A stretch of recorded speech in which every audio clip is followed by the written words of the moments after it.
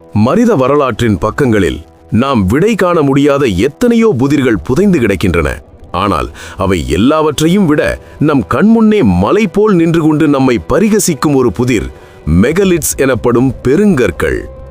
சற்று கற்பனை செய்து பாருங்கள். லெபனான் நாட்டில் உள்ள பால்பெக் என்ற இடம். அங்கே ரோமானிய பேரரசின் மிகப்பெரிய கோவில்களில் ஒன்று சிதைந்து கிடக்கிறது. ஆனால் அந்த கோவிலின் அடித்தளத்தில் இருக்கும் கற்களை பார்த்தால் நவீன பொறியியலாளர்களே தலை சுற்றி போய்விடுவார்கள். அங்கே ட்ரிலித்தான் என்று அழைக்கப்படும் 3 மாபெரும் கற்கள் உள்ளன. ஒவ்வொன்றும் சுமார் 800 டன் எடை கொண்டவை. ஆனால் அதுவும் உச்சமில்லை. அந்த தளத்திற்கு அருகிலேயே குவாரியில் வெட்டப்பட்டு நகர்த்தப்படாமல் விடப்பட்ட ஒரு கல் இருக்கிறது. அதன் பெயர் the stone of the pregnant woman என்பதாகும். இதன் எடை சுமார் 1000 டன்கள். இன்னும் சொல்லப்போனால் சமீபத்தில் கண்டுபிடிக்கப்பட்ட மற்றொரு கல்லின் எடை 1650 டன்கள். இதை ஒரு ஒப்பீட்டுடன் பார்ப்போம். ஒரு முழுமையான போயிங் 747 விமானத்தின் எடை ஏறக்குறைய 180 முதல் 200 டன்கள் மட்டுமே. அதாவது பால்பெக்கில் உள்ள அந்த கல்லை தூக்க வேண்டுமென்றால் ஒரே நேரத்தில் சுமார் 8 அல்லது 9 போயிங் விமானங்களை தூக்குவதற்கு சமம். இன்று 21ஆம் நூற்றாண்டில் நம்மிடம் ஹைட்ராலிக் கிரேன்கள் உள்ளன, அதிநவீன லாரிகள் உள்ளன. இவ்வளவு தொழில்நுட்பம் இருந்தும் 1000 டன் எடை உள்ள ஒன்றை ஒரே துண்டாக தூக்கி நகர்த்துவது என்பது இன்றும் ஒரு மிகப்பெரிய சவால். ஆனால் 2000 வருடங்களுக்கு முன்பு மின்சாரம் இல்லை, இயந்திரங்கள் இல்லை, ஏன் உறுதியான இரும்பு கம்பிகள் கூட பரவலாக இல்லாத ஒரு காலத்தில் அவர்கள் இதை எப்படி செய்தார்கள்? வெறும் மனித தசைகளின் வலிமை, மரக்கட்டைகள் மற்றும் கயிறுகளை மட்டுமே வைத்துக்கொண்டு மலைகளை பெயர்த்து எடுத்தது எப்படி? இது மாயாஜாலம் அல்ல, இது வேற்று கிரகவாசிகளின் வேலையும் அல்ல, இது மனித அறிவின் உச்சக்கட்ட வெளிப்பாடு. அடுத்த 15 நிமிடங்களில் வரலாற்றின் மிகப்பெரிய கட்டுமான மர்மத்தை நாம் உடைக்கப் போகிறோம். எகிப்தின் மணல் பாலைவனங்களிலிருந்து பெரு நாட்டின் மலைச்சிகரங்கள் வரை, ஏன் நம் தமிழ்நாட்டின் தஞ்சாவூர் வரை பயணம் செய்து அந்த பழங்கால பொறியியலாளர்கள் பயன்படுத்திய உண்மையான அறிவியலை கண்டறிய போகிறோம். அவர்கள் பயன்படுத்திய கருவிகள் எளிமையானவை, ஆனால் அவர்களின் கணிதமும் மன உறுதியும் அசாத்தியமானவை. வாருங்கள், வரலாற்றின் எடையை அளந்து பார்ப்போம். நமது தேடலை எகிப்தில் தொடங்குவோம். பிரமிடுகளை பற்றி நாம் அதிகம் பேசியாகிவிட்டது. ஆனால் பிரமிடுகளை விட கடினமான ஒரு வேலை கிரானைட் கற்களை கையாள்வது. எகிப்தின் அஸ்வான் பகுதியில் முடிக்கப்படாத ஓபலிஸ்க் என்று ஒன்று உள்ளது. இதுதான் பண்டைய எகிப்தியர்களின் தொழில்நுட்ப தோல்விக்கும் அதே சமயம் அவர்களின் முயற்சிக்கும் மிகச்சிறந்த சான்று. இது மட்டும் நிமித்தி வைக்கப்பட்டிருந்தால் இதுவே உலகின் மிகப்பெரிய ஓபலிஸ்காக இருந்திருக்கும். இதன் எடை சுமார் 1200 டன்கள். இங்கே ஒரு முக்கியமான கேள்வி எழுகிறது. வைரம் போன்ற கடினமான வெட்டுக்கருவிகள் இல்லாத காலத்தில் அவர்கள் எப்படி இந்த கடினமான கிரானைட் பாறையை வெட்டினார்கள்? விடை அந்த சுரங்கத்திலேயே சிதறி கிடக்கிறது. டோலரைட் என்று அழைக்கப்படும் கருங்கற்கள். கிரானைட்டை விட சற்று கடினமான இந்த கற்களை பந்து போல செய்து பாறையின் மீது ஓயாமல் இடித்து கொண்டே இருப்பார்கள். ஒரு நபர் ஒரு நாளைக்கு சில மில்லிமீட்டர்கள் மட்டுமே பாறையை தேய்க்க முடியும். நூற்றுக்கணக்கான தொழிலாளர்கள் பல மாதங்கள், ஏன் பல வருடங்கள் இடைவிடாமல் பாறையை இடித்து அதை தாய்ப்பாறையிலிருந்து பிரித்தெடுத்திருக்கிறார்கள். சரி, வெட்டி எடுத்து விட்டார்கள். இதை எப்படி பாலைவன மணலில் நூற்றுக்கணக்கான மைல்கள் நகர்த்தினார்கள்? சக்கரம் கண்டுபிடித்திருந்தாலும் 1000 டன் எடை கொண்ட கல்லை சக்கரங்களில் ஏற்றினால் சக்கரம் மண்ணுக்குள் புதைந்துவிடும் அல்லது உடைந்துவிடும். இதற்கான விடை எகிப்தின் ஜெஹூதி ஹோட்டப் என்பவரின் கல்லறையில் வரையப்பட்டுள்ள ஒரு ஓவியத்தில் உள்ளது.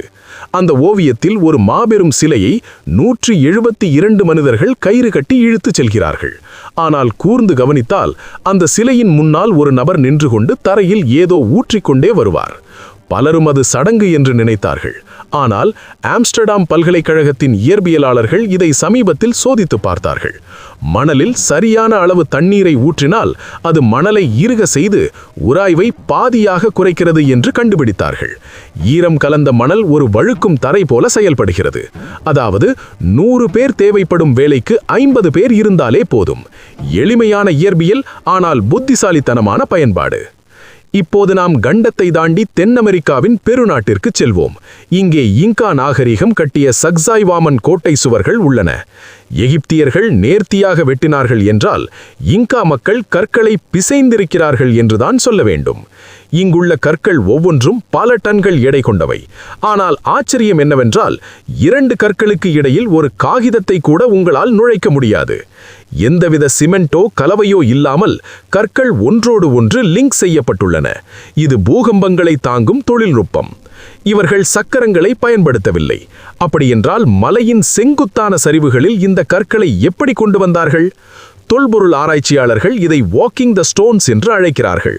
அதாவது கல்லின் அடிப்பகுதியை சற்று வளைவாக செதுக்கி இருபுறமும் கயிறு கட்டி அதை முன்னும் பின்னுமாக அசைத்து ஒரு ஃப்ரிட்ஜ் அல்லது அலமாரியை நகர்த்துவது போல மெல்ல மெல்ல நகர்த்தி இருக்கலாம். இதற்கு அதிக ஆட்கள் தேவை, ஆனால் சக்கரங்கள் தேவையில்லை. இப்போது நம் மண்ணிற்கு வருவோம். கிபி 1010 இராஜராஜ சோழனால் கட்டப்பட்ட தஞ்சாவூர் பெரிய கோவில். இந்த கோவிலின் உச்சியில் இருக்கும் கும்பம் அல்லது விமானக்கல் சுமார் 80 டன் எடை கொண்டது என்று கணிக்கப்படுகிறது. எகிப்தியர்கள் சமதளமான மணலில் நகர்த்தினார்கள். ஆனால் சோழர்களின் சவால் வேறு. 216 அடி உயரத்திற்கு, அதாவது சுமார் 20 மாடி உயரத்திற்கு 80 டன் கல்லை எப்படி கொண்டு சென்றார்கள்? கிரேன்கள் இல்லாத காலம் அது. இங்கேதான் சாய்வுதள கோட்பாடு என்று வருகிறது. ஆனால் செங்குத்தான சாய்வுதளம் அமைத்தால் கல்லை இழுக்க முடியாது. மிக நீண்ட மெதுவான சாய்வுதளம் தேவை. சில ஆய்வாளர்கள் கோவிலை சுற்றி 6 கிலோமீட்டர் தூரத்திற்கு சாய்வுதளம் அமைக்கப்பட்டிருக்கலாம் என்று கூறுகிறார்கள். யானைகளையும் மனிதர்களையும் பயன்படுத்தி உருளை மரக்கட்டைகள் மீது கல்லை வைத்து மெல்ல மெல்ல மேலே இழுத்துச் சென்றிருக்க வேண்டும். வேறொரு கோட்பாட்டின்படி கோவிலை சுற்றியே ஒரு ஸ்பைரல் வடிவில், அதாவது மலைப்பாதை போல சாய்வுதளம் அமைத்து கல்லை மேலே கொண்டு சென்றிருக்கலாம். எதுவாக இருந்தாலும் அது பல ஆண்டுகள் திட்டமிடப்பட்டு ஆயிரக்கணக்கான மக்களின் உழைப்பால் சாத்தியமானது. இங்கு நாம் கவனிக்க வேண்டியது நெம்பலுகோல் தத்துவம். ஆர்க்கிமிடிஸ் சொன்னது போல, எனக்கு நிற்க ஒரு இடத்தையும் நீண்ட நெம்பலுகோலையும் கொடுங்கள், நான் உலகத்தையே நகர்த்துவேன் என்றார். பழங்கால பொறியியலாளர்கள் இந்த தத்துவத்தை முழுமையாக பயன்படுத்தினார்கள். ஒரு பெரிய கல்லின் அடியில் சிறிய மரக்கட்டைகளை வைத்து நெம்பலுகோல் மூலம் அதை சிறிது உயர்த்தி அடியில் மண் அல்லது கற்களை வைத்து படிப்படியாக அதன் உயரத்தை அதிகரித்தார்கள். ரோமானியர்கள் பால்பெக்கில் ட்ரிலிதான் கற்களை தூக்கி வைக்க லூயிஸ் எனப்படும் இரும்பு பிடிகான்களை பயன்படுத்தினார்கள்.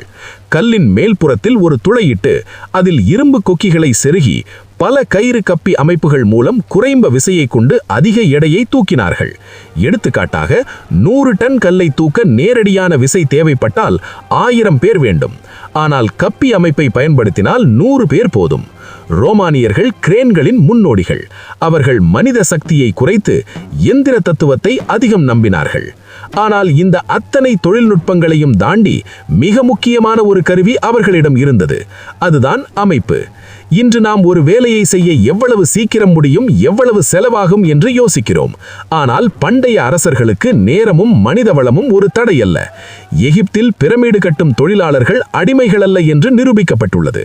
அவர்கள் நன்கு உண்ணப்பட்ட ஊதியம் பெற்ற நிபுணர்கள். ஒரு அணியாக செயல்படுவது அவர்களுக்கு தெரியும். ஒரு விசில் சத்தம் அல்லது மேடச்சத்தம் கேட்டால் 1000 பேரும் ஒரே நேரத்தில் ஒரே வினாடியில் இழுக்க வேண்டும். அந்த ஒத்திசைவுதான் அந்த 1000 டன் கல்லை நகர்த்திய உண்மையான விசை. நவீன சோதனைகள் இதை நிரூபித்துள்ளன. 20ஆம் நூற்றாண்டில் நடத்தப்பட்ட பல சோதனைகளில் சில 100 பேர் இணைந்து மர உருளைகளையும் நெம்பலுகோல்களையும் பயன்படுத்தி மிகப்பெரிய கற்களை நகர்த்தி காட்டியிருக்கிறார்கள். எனவே சாத்தியமில்லை என்று நாம் நினைப்பது தொழில்நுட்ப குறைபாடு அல்ல, அது நம்முடைய பொறுமையின்மை. அவர்கள் அவசரப்படவில்லை. ஒரு கல்லை நகர்த்த 1 வாரம் ஆனாலும் பரவாயில்லை. அது கடவுளுக்கானது, அது மன்னருக்கானது, அது காலத்தை வென்று நிற்க வேண்டியது என்ற எண்ணம் அவர்களிடம் இருந்தது.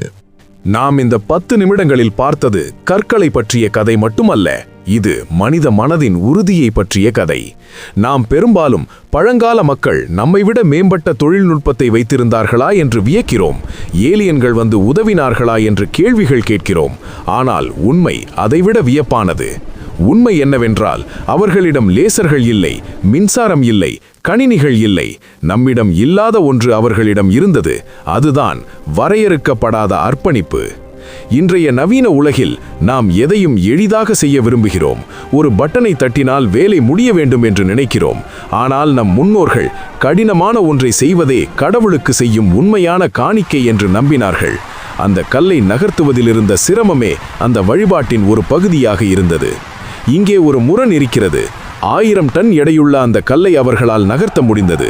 ஆனால் அந்த கல்லை நகர்த்த காரணமாக இருந்த அந்த சமூக கட்டமைப்பை, அந்த ஒற்றுமையை, அந்த பொறுமையை நம்மால் இன்று நகர்த்த முடியவில்லை.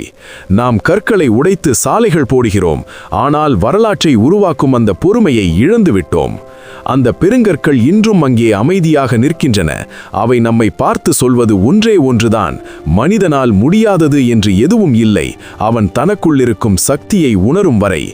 காலம் மாறும், தொழில்நுட்பம் மாறும், ஆனால் மனித முயற்சியின் சின்னங்களாக இந்த 1000 டன் கற்கள் இன்னும் பல்லாயிரம் ஆண்டுகள் சாட்சியாக நிற்கும். இந்த வீடியோ பிடித்திருந்தால் லைக் செய்யுங்கள், ஷேர் செய்யுங்கள், சப்ஸ்கிரைப் செய்யுங்கள். மேலும் தமிழ் வரலாற்று ஆவணப்படங்களுக்கு பெல் ஐகானை அழுத்துங்கள். உங்கள் கருத்துக்கள் மற்றும் பரிந்துரைகளை கமெண்ட் செக்ஷனில் பகிருங்கள். அடுத்து எந்த வரலாற்று நபரை பற்றி வீடியோ வேண்டும் என்று சொல்லுங்கள்.